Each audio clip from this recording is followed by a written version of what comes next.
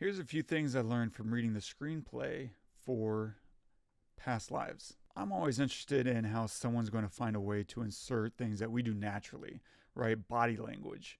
And here, I love just the simplicity. Janice looks up. What's up? Nora shrugs. Nothing. It's simple. It's something that the reader can insert into their brain because it's pretty wide open to interpretation and yet specific enough that you understand exactly what she's saying. And of course, the actors can play this any number of ways. It's almost just a guideline at that point, but still very simple and efficient on the page. Another thing that I really love that she's doing, these parentheticals, specifically deadpan, LOL. What I like about that is you read that before the dialogue. Sometimes when you're writing something sarcastic, it's not obvious until you get to the end of the dialogue. But here, she sets up the sarcastic tone ahead of time. And it's doing it in a way that lets the reader stay right in flow. You never break stride, you just kind of keep moving down the page. It's very efficient in that way. And there's also something very sweet that's happening in the relationship. She's kind of building out the vibe of the relationship. Arthur's like almost seriously like, what, really?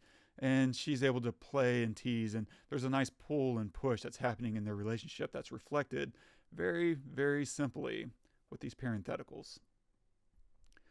Another thing that she's doing is the use of Korean really sets her up as the expert. She knows exactly what she's doing in this story, and if she's wanting to direct, which at the time of writing the screenplay is certainly her goal, but she also knows she's going to have to fight for that.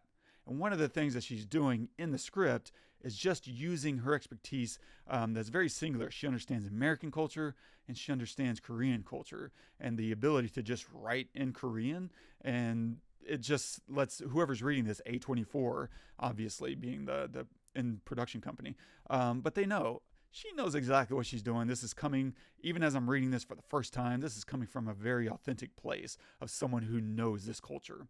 And it's also reflected in these little subtle elements. There's this moment when we see Hae Sung waking up in the morning and he's eating soup with his family. And I remember watching this for the first time, like, he's eating soup for breakfast? Yeah, okay, this is an interesting Korean thing. And then reading the script and understanding it's specifically a hangover soup. Really cool, really fun way to read a script for the first time and still build out the universe as an American trying to understand, Korean culture. The last thing that I really love that she's doing is setting the pace in the script. This is like an 85, 86 page screenplay, which is not a lot. And the movie runtime ends up being like an hour and 40. And so she knows, okay, the pacing of this movie isn't going to be 1-to-1. Normally, right, the idea is 1 page of script equals 1 page of runtime. And whenever you know your pacing is just going to be wildly different, well, maybe it's a good idea. What I'm learning, reading her screenplay, is she's finding a way to pad the script a little bit in ways that may not necessarily come to life on screen, but that eats up a little bit of the page while still filling out and fleshing out the world that these characters are inhabiting. And so in this one, we can see, this whole classroom scene. There's a lot going on in the script. And the film, right, this is very quick, and it's more of a mood, more of a tonal thing. But she's finding a way to build out that world in the screenplay itself. And she kind of keeps doing this throughout the script. Right, this little moment between Nora and Hae Sung, beautiful. It's setting the tone, it's setting the mood, while still giving us kind of that push and pull that's happening in their dynamic throughout the movie. Like, is there something romantic happening here? Is there not? Some time has passed. The two of them sit in front of Jane's carousel watching the sun fade away, listening to the sound of the water. They've run out of words for the moment. Long silence. Nora turns to look at Hae Sung. Hae Sung looks back at her.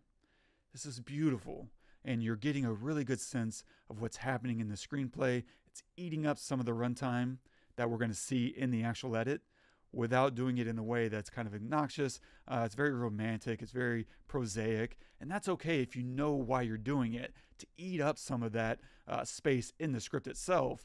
And if you do it in a way that's giving you some of this mood and vibes, and it's raising some of these questions that we're going to be feeling in the atmosphere of the movie itself, then you can't really lose.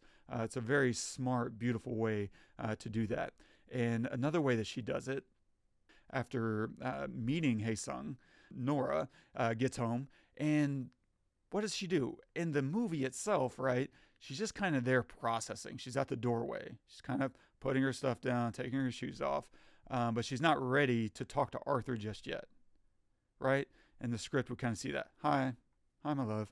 And he's just playing video games. And the Celine Song is giving Arthur plenty of what's going on. And I think it's interesting that she took this time to give it to Arthur in the script and not to Nora, who we're actually identifying with. This is a beautiful, simple, subtle way to flesh out Arthur's character while giving Nora her own space. Nora's taking her time back there, and we're kind of just processing everything in this wide shot in the script. I think this is a very smart way to pace the film. And then, of course, this moment when Arthur and Hae Sung finally meet. There's so much going on under the surface. And in the film, we're watching, we're anticipating. There's so much context that we've taken in over the runtime. And we're watching Arthur process. We're watching Hae Sung kind of process. And in the script itself, she's eating up tons of page, just setting this mood, this vibe. She could have cut straight to it, right? She could have cut straight to the end here. Arthur trying his best. Hello, it is nice to meet you. And we can see in the dialogue, like, whoa, this is very stilted Korean, obviously. But she instead sets it up with a ton going on under the surface, because contextually, we know there's so much going on under the surface. And this is, once again, just a beautiful way to pace this moment, eat up some runtime in the script, and give us a lot to think about, because these are all things that we're going to be feeling and thinking while we're processing this movie itself. And the reader is now getting a chance to have that same cinematic experience, both in terms of runtime, but also in terms of emotional journey. And it's just one reason why you get to the end of this film in the script, and it feels like you watched this movie. This is how she's doing it. This is how I got to the end of the screenplay and still emotionally broke. God, what a lesson.